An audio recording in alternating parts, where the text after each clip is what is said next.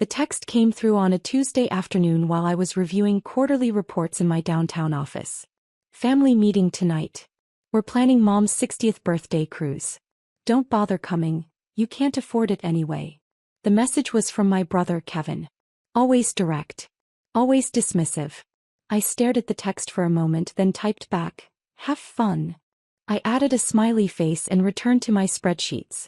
My assistant Jennifer knocked on the door. "Ms. Zhao, the cruise line partnership reports are ready for your review." "Perfect timing," I said. "Let's go through them." Maritime Holdings was my largest investment. A boutique travel company specializing in luxury cruises and vacation packages. I'd acquired 60% ownership 2 years ago for $18 million. Last year we'd done $43 million in revenue. My family had no idea I owned it. Actually, my family had no idea about most of my life. To them, I was still Emily, the youngest daughter who dropped out of medical school and never amounted to anything. The one who worked some vague job they never asked about and lived in a small apartment they'd never visited. The truth was more complicated. I dropped out of medical school 7 years ago, not because I was failing, but because I'd discovered something I loved more than medicine. Business. Specifically, investment and acquisition. While my classmates were memorizing anatomy, I was reading financial reports. While they were doing rotations, I was analyzing market trends. By my 3rd year, I'd saved $30,000 and used it to buy a struggling food truck business. I turned it profitable in 6 months and sold it for $90,000. Used that to buy into a small tech startup. Sold my shares 2 years later for $300,000. Used that to acquire a chain of laundromats. Then a property management company. Then Maritime Holdings. Now, at 32, my net worth was approximately $57 million. But my family still thought I was a failure. Kevin's second text came an hour later.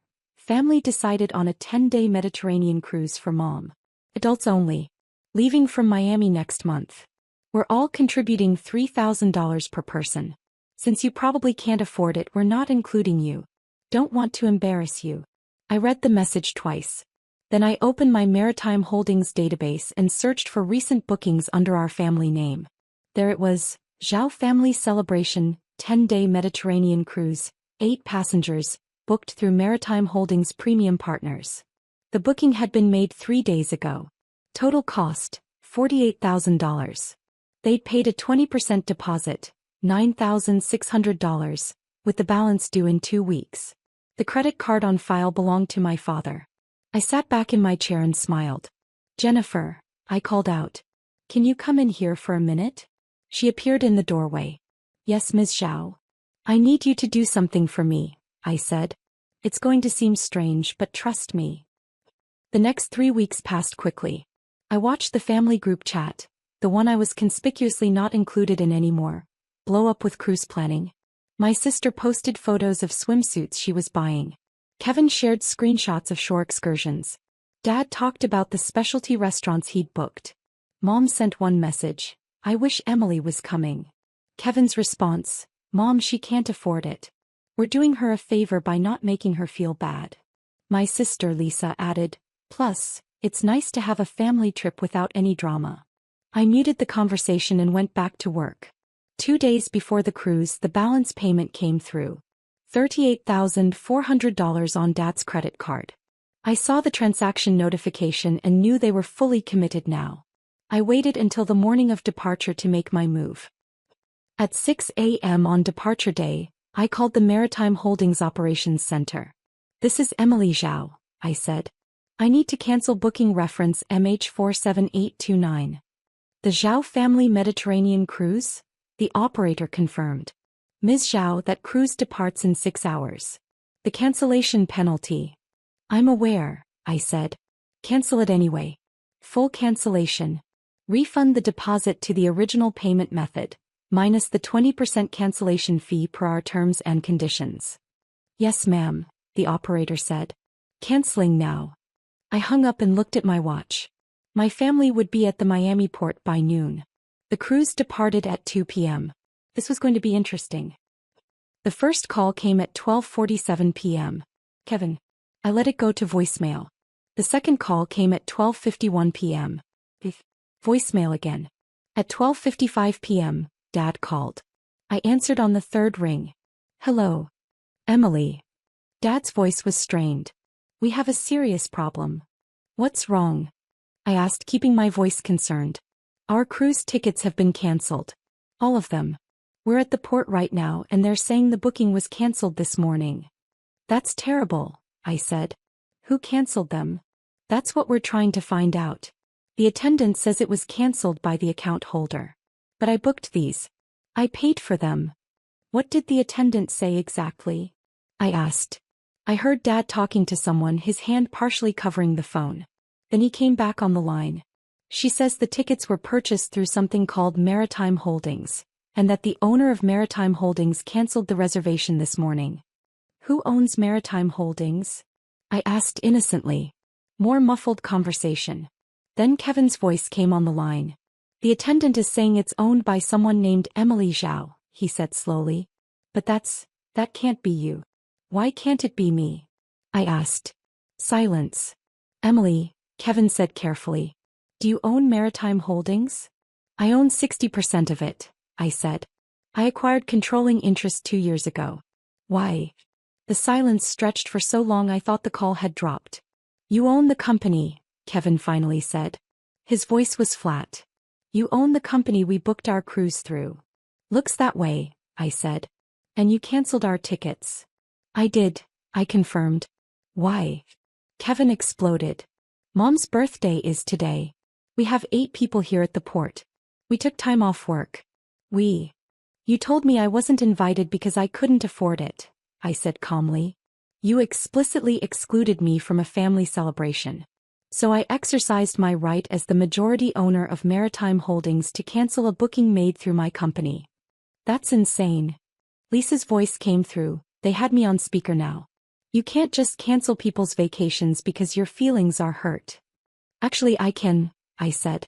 Section 12 of the Maritime Holdings Terms and Conditions clearly states that the company reserves the right to cancel any booking at any time, for any reason, with appropriate refunds issued per the cancellation policy.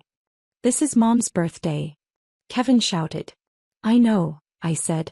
I wasn't invited to celebrate it, remember? Dad came back on the line. Emily, please. We can fix this. We'll get you a ticket. You can come with us. There are no available cabins on that ship, I said. It's fully booked. I checked. Then reinstate our tickets. Dad said. Please. Your mother is standing here crying. This was supposed to be special for her. I felt a twinge of guilt at that. Mom was the only one who'd wanted me included. I'll make you a deal, I said. I'll reinstate your tickets under one condition.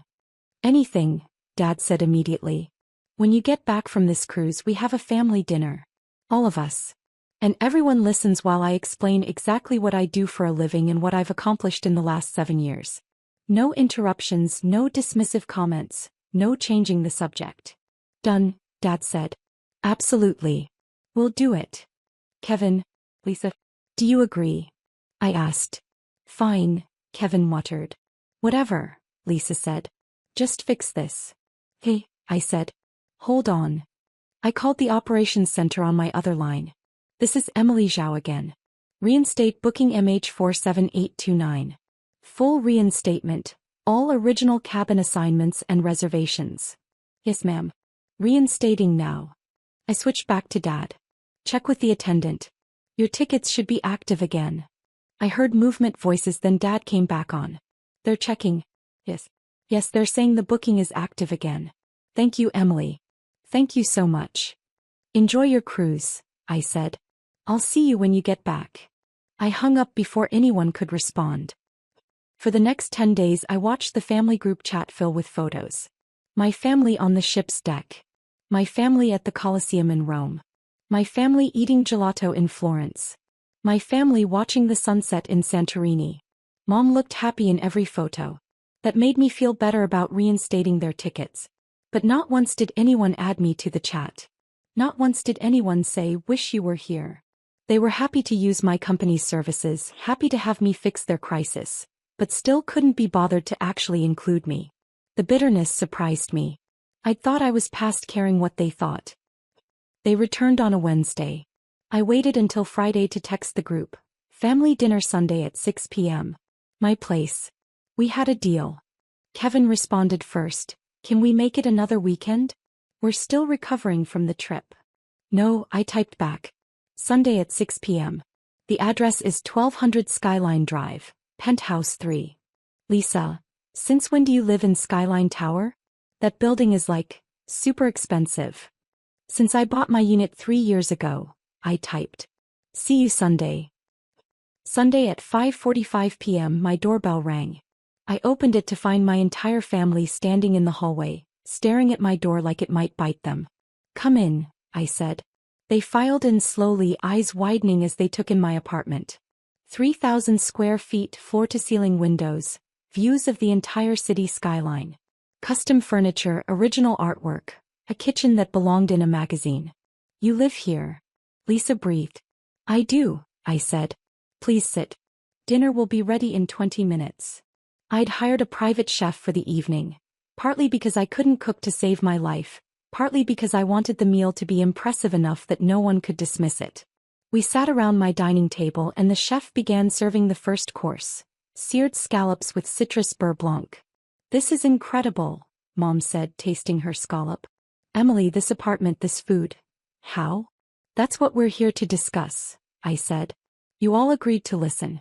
So I'm going to talk and you're going to let me finish before asking questions. Deal. Everyone nodded, though Kevin looked skeptical. 7 years ago I dropped out of medical school. I began. You all thought I was throwing my life away. You were disappointed, embarrassed, worried I'd end up working retail forever. Dad shifted uncomfortably but stayed quiet. What you didn't know was that I'd already started my first business, I continued. I bought a struggling food truck for $30,000. I worked 18-hour days getting it profitable. 6 months later I sold it for $90,000. A food truck. Kevin said. That's your big success story? Kevin, Mom said sharply. Let her finish. I used that $90,000 to invest in a tech startup, I continued.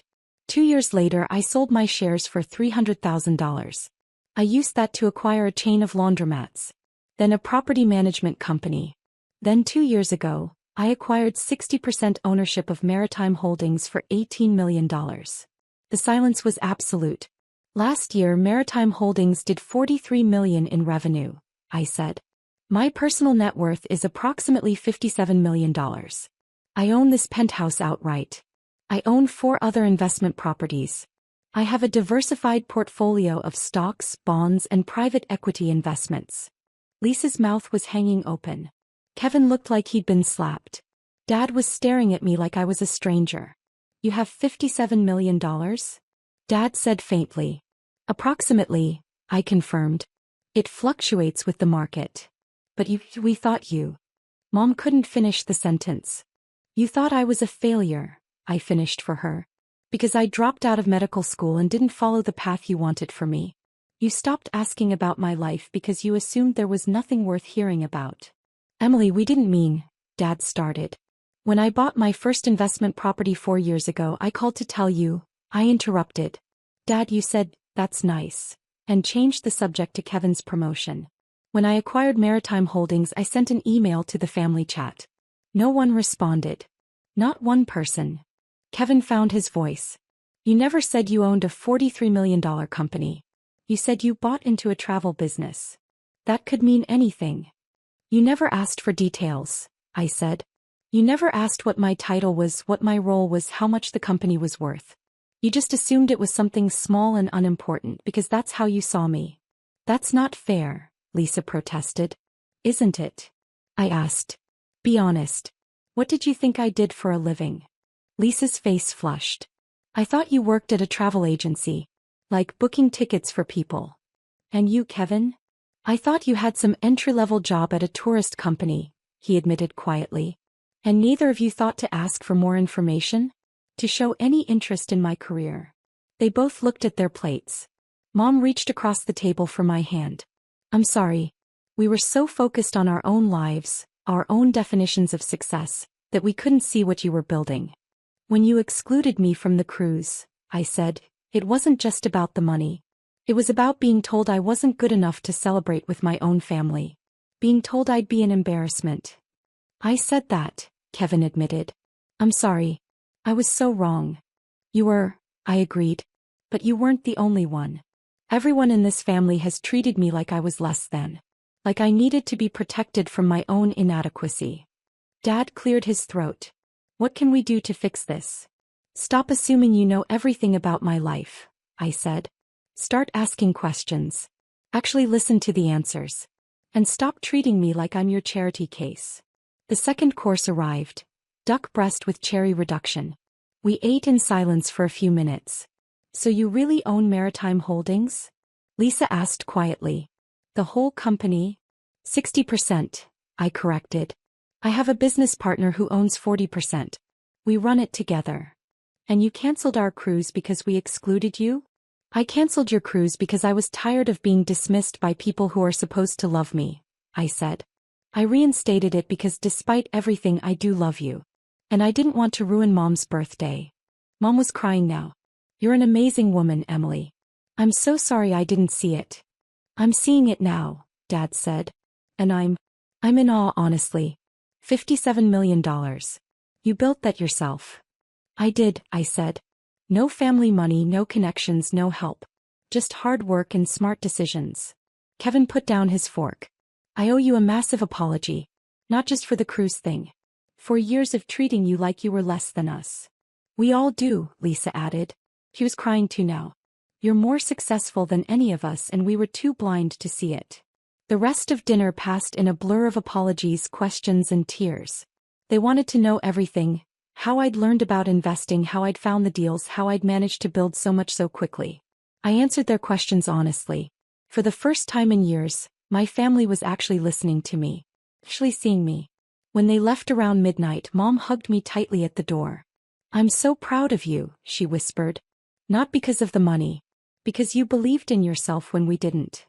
Thank you, I said. After they were gone, I stood at my floor-to-ceiling windows looking out at the city lights. My city. The place where I'd built an empire from nothing. My phone buzzed.